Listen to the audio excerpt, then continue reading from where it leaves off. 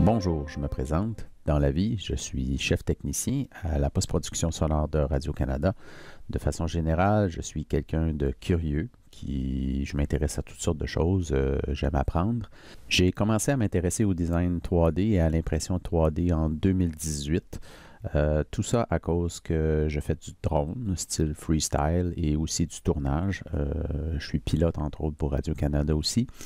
Je commençais à être un peu tanné de faire imprimer mes choses par d'autres personnes.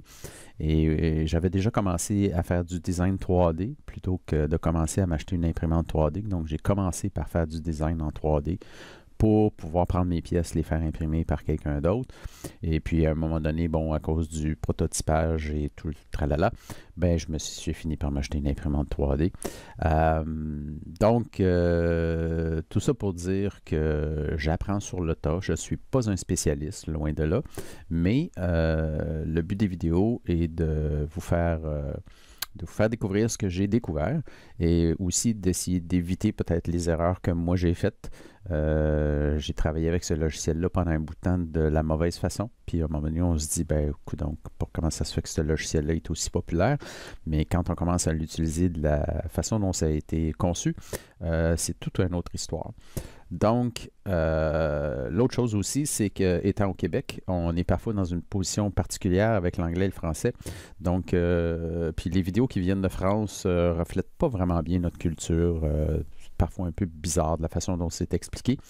Donc, le choix que j'ai fait, c'est de faire des vidéos en français, mais d'utiliser l'interface de Fusion 360 en anglais. La raison de tout ça, je pense qu'il n'y a pas beaucoup de gens qui utilisent l'interface en français. Le gros problème de l'interface française, c'est quand on arrive pour chercher du matériel sur le web, on ne trouve jamais rien. On a de la misère à faire la correspondance avec les termes. Les traductions, des fois, sont un petit peu bizarres. Donc, c'est pour ça que j'ai décidé de faire les vidéos en français avec l'interface anglaise. Je pense que ça correspond à pas mal de francophones au Québec et j'espère que ça va aider ceux qui ont un petit peu plus de misère en anglais ou regarder une vidéo de Lars Christiansen qui est extraordinaire, mais c'est un peu long, 1 heure de vidéo en anglais et des fois un peu rapide, comme certains commentaires que j'ai eus. Donc, bienvenue dans ma nouvelle aventure d'apprentissage de Fusion 360, en fait ma nouvelle aventure de tutoriel. Et ben, j'espère que vous allez apprécier, mais ce sera ma contribution pour la communauté. Merci.